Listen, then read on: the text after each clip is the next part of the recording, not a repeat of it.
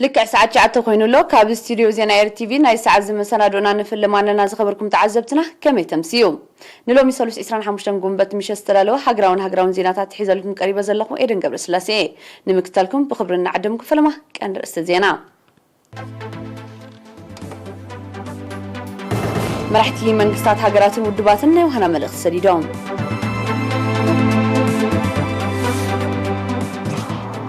ኤርትራውያን ነበርቲ ሱዳን ደቡብ አፍሪካን ኬንያን በዓል ነጻነት ጸንቢሎም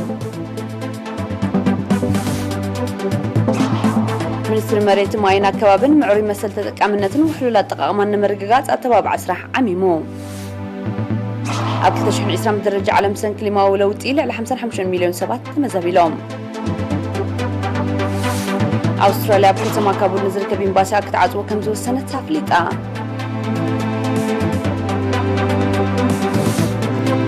أبماني علوى من قصة كم تخيله تقاليحو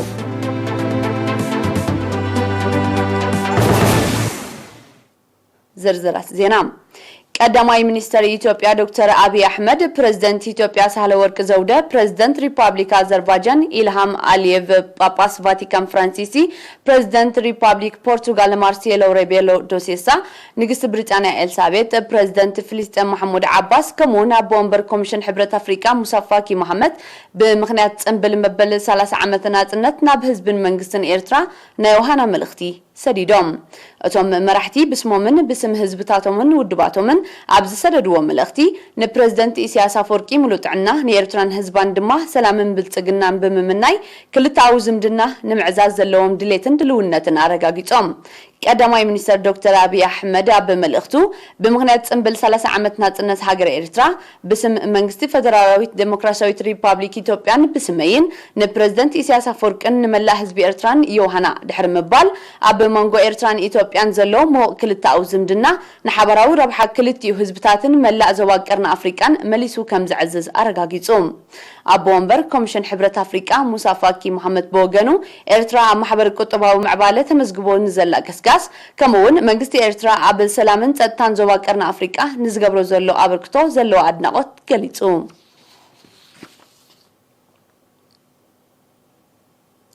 ኤርትራውያን ነበርቲ ሱዳን ደቡብ አፍሪካን ኬንያን ወትሩ ንኹሉ ድልዋት ኣብ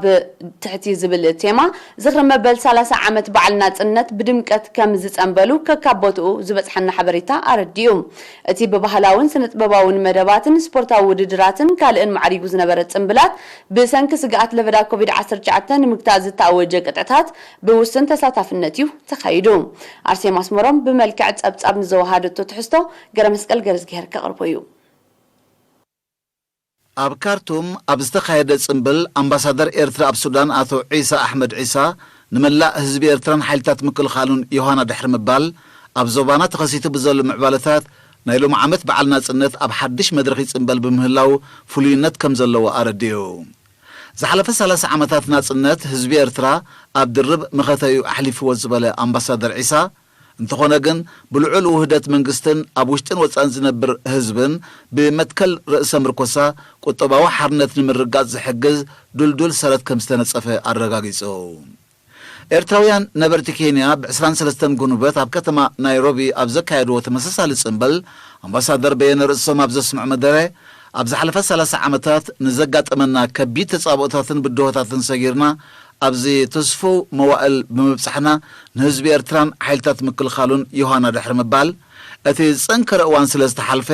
ልምዓታዊ መደባትና ብሓያል ናህር ንምቕጻል ብኣጋጣሚ ዛክብርቲ ዕለት መብጽዓና ከነሕድስ ከም ዝግባእ ኣስሚሩሉ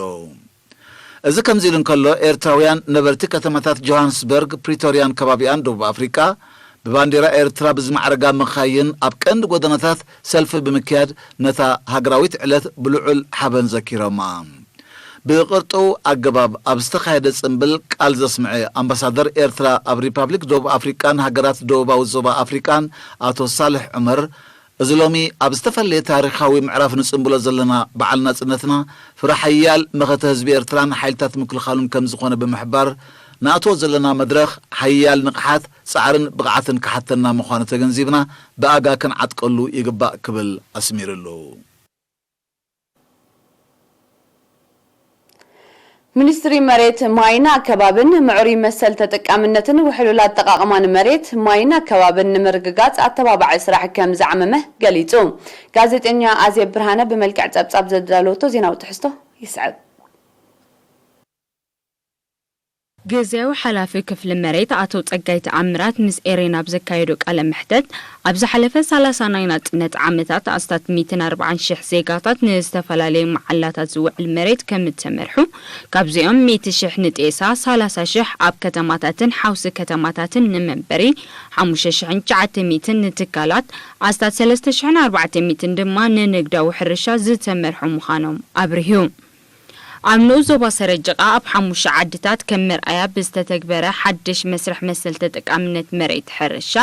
ኣስታ 37 ሚእታዊት ብደቂ ኣንስትዮ ዝምርሓ ስድራ ቤታት ንዝርከብኦም ኣስታ 3,000 ግቡኣቶም ዘማልኡ ዜጋታት መሬት ከም ተዓደለ ዝሓበረ አቶ ጸጋይ ኣብ መሰል ደቂ ኣንስትዮ ንተጠቃምነት መሬት ከምቲ ንደለ እኳ እንተዘይኮነ መስካልኦት ኣብ ተመሳሳሊ ደረጃ ምዕባለ ዝርከባ ሃገራት ብምንጽጻር ግን ሶጊምና ከም ዘለና ኣነጺሩ ኣብዘን 5 ዓድታት ኩሎም 3,313 ኣመልከት ነይሩ ካብዞም 3,313 ኣመልከቲ 2,976 بقعة سمسل كوينهم مريت كرخبو خيلهم حجي بقعة انتهي مالتي نبز بالحتين قدم كلمة بقعة مالت حدا عقم عدام عقم هوان زبزحي بعال حدر زخونه اندحر كوينو اب تعدي زنبر اب حرشا استسرته هيوت زلوو اندحر كوينو ازي بعل مسل ملو بعل مسل كوينو زعبي خالو روح نريو خالو خناتو نحنا زهاجرنا هاجراو قبو زبال كنا مال يقبعنا قبونا أبزغنا هاجر كاللوزي وحسن معروين زرقح زلوان قرب ماي مرققات كند علامانا يزبله حلافي كفل هابت ماي انجنير مبرهتو إياسو بوغانو عم مدلاو بوليسي قوتتر مدلاو وطن بدرجة هاجر مئكابن مزرقحن مويا وحبريتا مخعوات هابت ماي كم اون محاس قرب ماي أبقات أراتن كتماتاتن وطيتا وسرح كمتسلاسل عبرهيوم أبز حلفان أينات النت عمتات كرمين محاس بالسخايد التعري كلتاش عن 309 عن كلتن علاتات شدوش تحت بتات لعلى شدوش 250 باسكاتات لعلى 55 شح كيلومتر زنحاتو شام بقوتات مسمر ماي شحن 500 كلتن معدل نقطاتاتن 4,815 باستفلالي منجتات ساعاتن زسرح بومباتاتن كمتوادد التقيسو دما بدرجة حجر أبدا حساسن مئكاب حبريتان محدران أتغاقمان كم اون مودات تحت أرضي كزنتي تصفحاو ماي كقرب ماين كالين عستات 10 بشوعة بليون نقفة وافريكا متجبرة عن التيروم بازر ماك إرمنات إن شوعة ميتاويت زنبرك الرماي أبقطرات نبلع ل7 ميتاويت أبكتماتات كاب أستات 3 ميتاويت نبلع ل9 ميتاويت كب كم زبالة قاليتو أب درونات نت زنبر خناتات ناي الرماي أبقطرات يون كتماتات أبقطرات كاب تحتي شوعة ميتيو أبكتماتات دما تحتي 3 نيرو إذون انتغنى ولا ساتومن انتغنى كاب 3.5 لترون معلتي نسب زي بزحي نيرو سلازي كساب كندي حزبي اب شجر كم زنبره اب توريو ناي ماي ولدن ماي مسماي استزامدو ويستأسسرو حماماتن يتقعن منبارو سوتراي ديكونه ولاون ماي نمغرات زطفو زنبره غزي كساب كندي نوح مهانو سلازي تي افراي زخونه غزيو اما مغرات يطف منبارو يرأيكا جزاوي حلافي كفل أكبابي آتو خبرهم أسمرهم بوغانو مسنا يسرح مشارخت بمتحببار 3 عبيت كلمات أكاس متنعتتات كمتقبرو بسنكي نتفتاتهم تنكي كلمة ولوطي أبزخونو تسلاتات ساعات مقعزيا حرشان محدر أقوحثن كم اون كلمة ولوطي تقالعت زخونو تسلاتات حرشا ماي هابت بحري تعنان كالوتن دما سفح متنعتاو دهساس كمتخايدة حبيرو حدا إذن أي معقب ماين حمدن بزلع على درجة خسر حلي بقنا مالتي كالي مقرابن داقمة مقرابن محزق بوتاتات كالي حمامات زتصاور حمامات صن اماي زتصاورن زحاشة مرتو زهبو أزرتن أتكلتن انسساتاتن متأتتاو أب كندي بزحات كبت وي طلباجيعن مغا واحد وتذهبا بز واحد وصايتات لعل تتكسب زغل ناي انسسا زبيت عبت منستري وانا دايركتر كفلي كاداستر عبت هابت ميكائيل ولد قرقس دما اتخفلي هلاون ملؤنتن مبقلاو سندات بمرققات بتصفت عم سناد حيال تعري كم زكايد بمبراه زيتفت عمومات مسباه قنا زنيتوكوا انت زيكونو زاقيت سالسان جعتن شحين شمونتن ميتن سوسان شمونتن قوام النبرد عسرت حموش الشحين شمونتن ميتن سالسان شمونتن بتحجة اقران مذكرن كمتمزقبة نلعل العسران شدشن شح عبايتن مريت نقداو حرشان حدش ملاليك قطري كمتسوحبه كم اون دحرنات نتاب حموشة زوباتات بوطن يستسرحو سوسان جعتن شحن حموشة ميتن 4 حدن عبايتي سندات كمتتصاففه قليتو وحدي مويا وعاق مسابن زي مهلاو هزباو نوتاري مالت اوعا علي عبزوباتاتن كابك اندي بدوهاتات مخانو تقيسو دما ربحا مزقبان نبرت بمكنزاب زيقاتات نبرتهم كمزقبو قزاز عدو قدما كمتمزقبه كم اون عدان اقران كم زيبلو كرقاقوتو نبيت صحفت كاداستر كوكاسون تلابيو كل نبرت زلو نبرت خمزقبالو ربحاتات ناي مزقبا بزح سلزخونه حقاو تفلاتنا سلزخونه كالي كابزي مزا اقاطامي كلاو زدلي انتاي سبات بوشطاو علغزاوتي يغزولو اب حدغا يودقلو نبيت صحفت كاداستر كحتلو حدغزا غزو انت دادلم اذا نبرت زي ناصاديو تحجالو وديو اقدالو وديو صروي نبرت تمزغبي ديو انت دا حاتيتو حدا خابت لاونايت بيت صحفت حبريتا مهابي حبريتا يهب نزخونه يكون زمص حبريتا يهب سلازي كغز زدلي اقدمو قدمي وعل مبالن بيت صحفت كاداستر يهب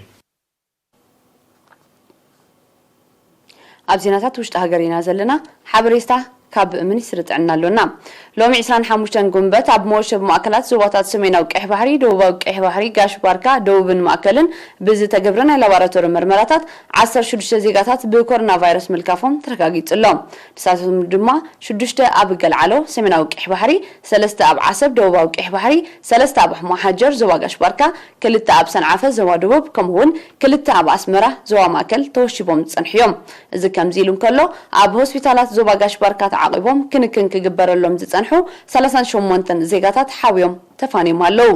በዚህ መሰረት ጠቅላላ ቁጥሪ በኮሮና ቫይረስ ዝተለኽፉ زيغاتات ክሳብ ሎሚ 3948 በጽሕሎም 3749 ካብዚኦም ሓውዮም ዝተፋነው 14 ብሞት ዝተፈለዩ 185 ድማ ገና በሆስፒታላት ተዓቂቦም ዝርከቡ እዮም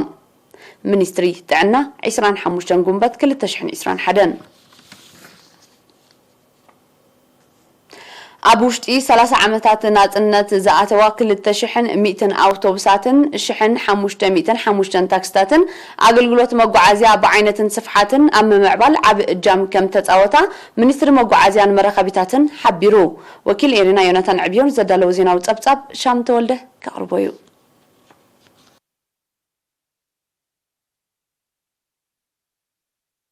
ቅድሚና ጽነት በጠቅላላ አስታት 7000 ሰባት ራይ ናይ ምጽዓን ዓቕሚ ዝነበረን 257 አውቶቡሳት ከም ዝነበራ ዝተቐሰ ሚኒስተር መጓዓዝያን መራኸቢታትን አቶ ተስፋ ስላሰ ብርሃነ ነቲ ዝነበረ ጸገም ንምፍታሕ መንግስቲ በአስታት 970 ሚሊዮን ናቕፋ በብእዋኑ ዝተፈላለዩ ዓቕን ዘለወን 707 ዘመናውያን አውቶቡሳት ከም ዘእተወ مستن بولكي زاتوا شحن 393 تدميرن بذهب وزلو أقلقلت دما ناي مصعن عقمي نباستات 63 شح كب كم زبالة قليتهم مينيستر تصفى سلاسة بمغنيات مبل 3 عامات زخري ناصنت مس إيرينا عب زكايرو قال محتت ኣብ ምስራሕ ምስፋሕን ምጽጋንን ናይ ቅጥራንን ሓመድን ጽርግያታት ዝተገብረ ገዚፍ ወፍሪ ኣብ ምዕባል ናይቲ ኣገልግሎት ርትዓውነት ክፍሊትን ዓብይ ኣስተዋጽኦ ከም ዝነበሮ ብምጥቃስ ሸፈን ኣገልግሎት መጓዓዝያ ብገምጋም 85 ሚእታዊት በፂሑ ከም ዘሎ ነቲ ኣገልግሎት ዘይረክብ ዘሎ ከም ዝረክብ ንምግባር ድማ ይስራሕ ምህላው ኣብሪሁም ሚኒስተር ተስፋ ስላሰ ካብ ኣገልግሎት ህዝባዊ መጓዓዝያ ብዘይፍለ ንመጓዓዝያ ደረቕን ፈሳስን ብዝተዋህበ ኣቓልቦውን ብቅጥራን ኣብ ዝተለበጠን ኣብ ናይ ሓመድ ጽርግያን ኣድላይ ምጉዓዝ ክካየድ ከም ዝጸንሐ ጠቒሱ ኣብ ዝሓለፈ ዓመታት ናጽነት ብኩባንያታት ትራንስሆርን ሊሎ ኤርትራኮ ኢስት አፍሪካን ብውልቂ ዝውነናን ብጠቕላላ 1549 መካይን ኣስታት 31 ቢልዮን ቶን ደረቕ ጽዕነት ከምኡውን ልዕሊ 3 ቢልዮን ሜትር ኪዩብ ጋዝን ፈሳስን ከም ተጓዓዘ ሓቢሮም ንስልጠና ምዝዋር መካይን ብዝምልከት ድማ ነተን ኣብ ኣገልግሎት ዝጸንሓ ብሓደስትን ዘመናውያንን ብምትካን ኣገባብ መሃራ ብምኽላስን ክካየድ ብጸንሐ ጻዕሪ ምምሕያሽ ኣርዩ ከም ዘሎ ገሊጹም ሚኒስተር ተስፋ ስላሰ ኣብ መወዳእታ መርመራ መካይን ኣብ ምጉዳል ተርእዮ ሓደጋታትን ሳዕቤናቱን ቀንድን ኣገዳስን ምዃኑ ብምንጻር ነዚ ንምሕያል ምስ ናይ ስራሕ መሻርክቲ ብምትሕባር ቁጽርን ዓቕምን ቴክኒሽያናት ንምዕባይ ጻዕርታት ክካየድ ምጽንሑን ብዝለዓለ ከም ዝድፈኣሉን ኣፍሊጡም ኣብ 30 ናይ ናጽነት ዓመታት ኣብ ዞባ ዓንሰባ ኣብ ኣገልግሎት መሰረታዊ ትምህርቲ ብዝተገብረ ወፍሪ ልዕሊ 80 ሚእታዊት ኣብያተ ትምህርቲ ኣብ ገጠራ ስለስተ ሃንጻ ቆልዑ ሰፊሕ ናይ ትምህርቲ ዕድል ከም ተራሕወሎም ጨንፈር ሚኒስትሪ ትምህርቲ ገሊጹ ኣብቲ ጨንፈር ሓላፍ ኣሃዱ መሰረታዊ ትምህርቲ መምህር ነጃት አልአሚን ቅድሚ ናጽነት ኣብ ገለብ ሃበሮ ሓልሓልን ኣስማጥን ካብ ቅድመ ትምህርቲ ክሳብ ማእከላይ ደረጃ 31 ትካላት ትምህርቲ ጥራይ ከም ዝነበራ ብምሕባር ኣብ ዝእዋን ዝግና ኣብ ገጠራት ክፋል ናይቲ ዞባ ካብ መዋዕለ ህጻናት ክሳብ ማእከላይ ደረጃ 201 ኣብያተ ትምህርቲ ኣብ ከተማታት ድማ 57 ኣብያተ ትምህርቲ ተሃኒጸን ምዕሩይ ዝርግሐ ኣገልግሎት ትምህርቲ ክረጋገጽ ተኻኢሉ ከም ዘሎ ኣብሪሃም ንኩነታት ተምሃሮ ኣመልኪታ ድማ መምህር ነጃት ኣብ መዋዕለ ህጻናት መባእታን ማእከላይ ደረጃን ብገምጋም 85.3 ሚእታዊት ዕብየት ከም ተመዝገበ 309 ዝነበረ ቁጽሪ መምህራን ውን ብ7 ዕጽፊ ከም ዝወሰኸ ሓቢራ ተሳታፍነት ደቂ ኣንስትዮ ኣብ ትምህርቲ ንምዕባይ ብዝተገብረ ጻዕሪ ኣብ ዝእዋን 45 ሚእታዊት በፂሑ ከም ዘሎ ብምጥቃስ ኣብ ዝሓለፈ 10 ዓመታት ኣብ ሃገራዊ መርመራ ሻምናይ ክፍሊ ካብ ዝተሳተፈ እተን 55 ሚእታዊት ልዕሊ 90 ነጥቢ ብምምዝጋብ ንሽልማት ኦርያ ከም ዝበቕዓ ገሊጻ ንበቕዓትን ተወዳዳርነትን ተምሃሮ ብሓፈሻ ብዝምልከት መምህር ነጃት ተምሃሮ ኣብ ደሓን ኩነታት ከም ዘለው ነቶም ዝደኸሙ ድማ ተወሳኺ ሓገዝ ከም ዝግበረሎም ኣረዲኣ መምህር ነጃት ኣብ መወዳእታ ሱፐርቫይዘራዊ ንጥፈታት ንምክያድ ዘሎ ናይ መጓዓዝያ ጸገም ክፍታሕ ብምልባው ወለዲ ደቆም ናብ ትምህርቲ ኣብ ምስዳድ ጥራይ ከይድ ተደረቱ ዝምድንኦም ምስ ቤት ትምህርትን መምህራንን ብምሕያል ደቆም ብግቡእ ክከታተሉ ኣዘኻኺራ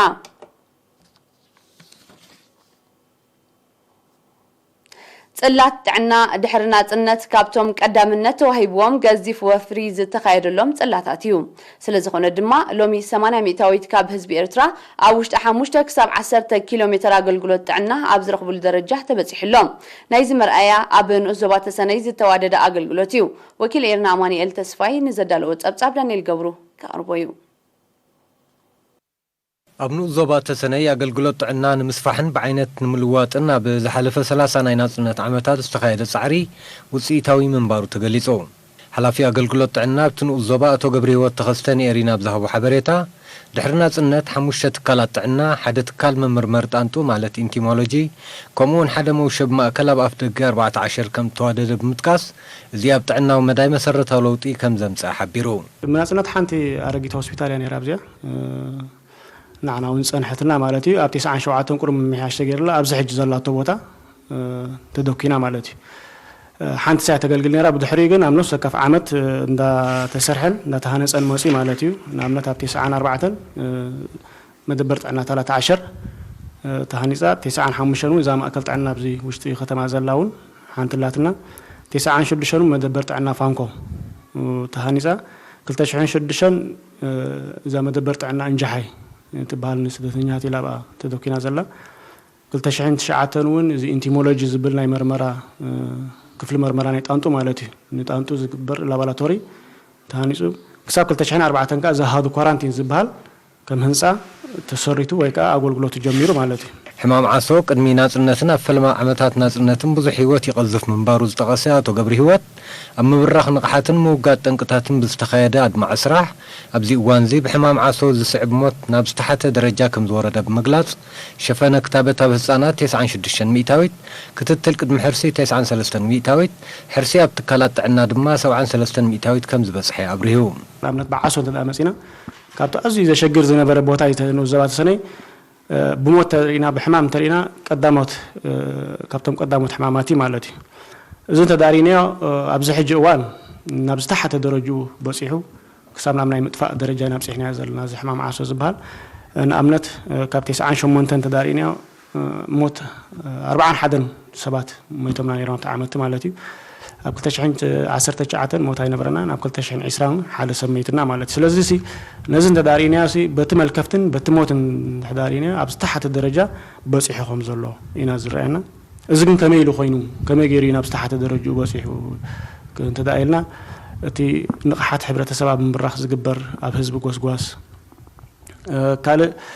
ወለንታውያን ኣገልገልቲ ጥዕና ዓዲ ኣብቲ ሕብረተሰባት እዮም ይምርምሩ ዓሶ ምክልኻል ሕማም ዓሶ ንጥፈታት የካይዱ ካልእ ምስ ሕክምና ጥብቕ ዝበለ ስራሓት ተላሊኻ ብሓባር ይሰርሑ ማለት እዩ ካልእ ንጣንጡ ከራብሕ ዝኽእል መፋረይ ጣንጡ ተዳልዩ ፀረ ጣንጡ ይግበረሉ ይፋሰስ ይድፈን ማለት እዩ ከምኡውን ንኣባይቲ ብፀረ ጣንጡ ምንጻግ ፀረ ጣንጡ እናነፀካ ንኣባይቲ እውን ነተን ጣንጡ ከም ዝጎድላ ምግባር እቲ ሕማም ክጎድል ተኻኢሉ ማለት እዩ ስግረ ዶባዊ ሕማማት ንምቁፅጻር እውን ዕቱብ ስጉምታት ከም ተወስደ ብምጥቃስ ህዝቢ ንሓደገኛነት ናይቲ ሕማማት ተገንዚቡ ጥንቃቐ ክገብርን ዝወፅእ ቅጥዕታት ብግቡእ ከተግብርን ተማሕፂኑ ሜዲካል ዳይሬክተር ሆስፒታል ተሰነይ ዶክተር ግደ ገብረወልድ ብወገኑ መንግስቲ ኣብ ጥዕና ዝገብሮ ዘሎ ገዚፍ ወፍርን ሕብረተሰብ ኣብ ጥዕና ደሊቦ ዘሎ ንቕሓትን ኣብቲ ንኡ ዘባሩ ምዕባለ ኣመዝጊቡ ምህላው ብምሕባር ኣብ ሆስፒታል ተሰነይ ተዋዲሉ ዘሎ ዘበናዊ ናውቲ ሕክምናን ዓቕሚ ሰብን ነቲ ኣገልግሎት ናብ ሓድሽ መድረኽ ዘደይብ ምዃኑ ኣፍሊጡ ትጎድሎ ኣገልግሎት ኣዝዩ ዓብይ ነገር እዩ ምክንያቱ ዳርጋ እቲ ቅድሚ ሕጂ ሪፈራል ተባሂሉ ንርሑቕ ቦታ መስመራ ዝኸይድ ነበረ ሰብ ኣብዚ ሕጂ እዋን ዝተፈላለዩ ዓይነት መሳርሕታት መፂሑ ዘሎ ኣብዚ ክግበር ተኻኢሉ ስለዚ ዓብይ ኣበርክቶ ኣለዋ ኢና ንሓስብ ገዳይም ኣባላት ሆስፒታል ከተማ ተሰነይ ኣቶ ዮናስ ዮሃንስን ወይዘሮ ሳሜ ኣድምን ብጊዶኦም ብትሑት ዓቕሚ ሰብ ዘይምቹእ ኩነታት ዝፈለመ ኣገልግሎት ጥዕና ሎሚ ብትሕተ ቅርፂ ክኢላዊ ዓቕሚ ሰብን ናውትን ብምብራኹ ሕብረተሰብ ብቐረባ ዝተማልአ ኣገልግሎት ኣብ ዝረኽበሉ ደረጃ ተበፂሑ ከም ዘሎ ሓቢሮም ብመሳርሒ ኩን ወይ ከዓ ምስቲ ናይ ቀደም ዝነበረ ድሕር ኮይኑ ዝለዓለ ሕጂ እዩ ዘሎ እቲ ህዝቢ ከዓ ኩሉ ወላት መሳርሒታት ይኹን ወላት ተመኩረታት ዘሎ ናይ ሓካይም ማለት እዩ ኩሉ ዝለዓለ ጽቡቕ ከም ዘሎ ኣብ ንዞባት ሰነ ዝርዳእኒ በብግዚኡ ተዓቕሚ ሰብ እንዳተወሰኽን መሳርሒታት እውን እንዳተደለበን ዳርጋ ኣብ ዝለዓለ ደረጃ በፂሑ ኣሎ ኣብ ዝለዓለ ደረጃ በፂሕልካ ግን ትዛነየሉ ኣይኮነን ክትከታተልዎ ዝፀናሕኩም ዜና ውሽጢ ሃገር ነይሩ ክቡራት ተዓዘብትና ድሕሪ ዝሓፀረ መሰጋገሪት ኣግራው ዜናታት ሒዘ ክምልሰኩም እየ ተናፅልሑ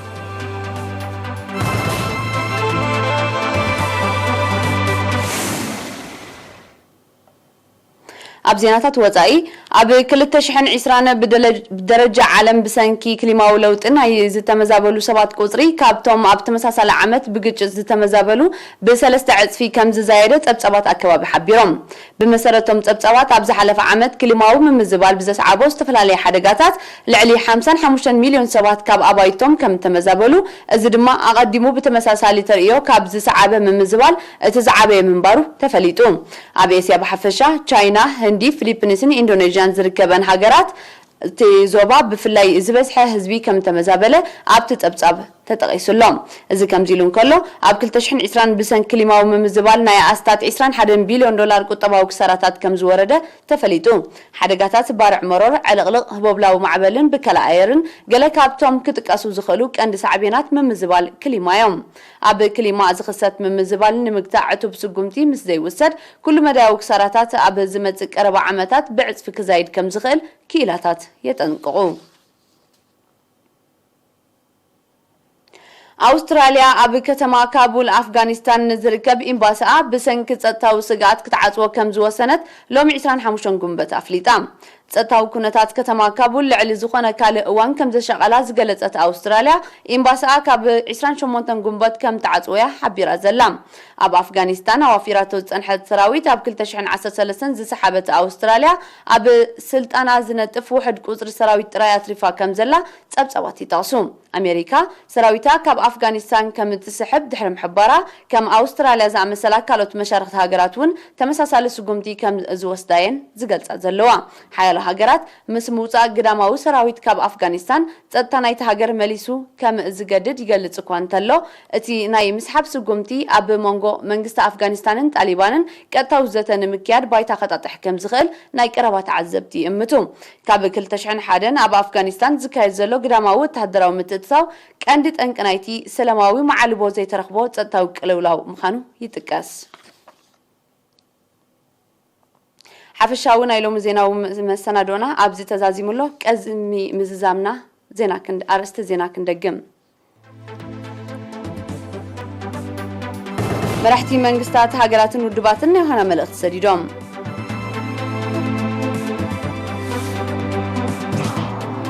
ኤርትራውያን ነበርቲ ሱዳን ደቡብ ኣፍሪካን ኬንያን በዓል ናጽነት ጸንቢሎም ሚኒስትሪ መሬት ማይን ኣከባብን ምዕሩይ መሰል ተጠቃምነትን ውሕሉል ኣጠቃቅማን ንምርግጋጽ ኣተባባዕ ስራሕ ዓሚሙ ኣብ 2020 ብደረጃ ዓለም ሰን ክሊማዊ ለውጢ ልዕሊ 55 ሚልዮን ሰባት ተመዛቢሎም ኣውስትራልያ ኣብ ከተማ ካቡል ንዝርከብ ኤምባሲ ክትዓጽዎ ከም ዝወሰነት ኣፍሊጣ ኣብ ማሊ ዕልዋ መንግስቲ ከም ተኻይደ ተቃሊሑ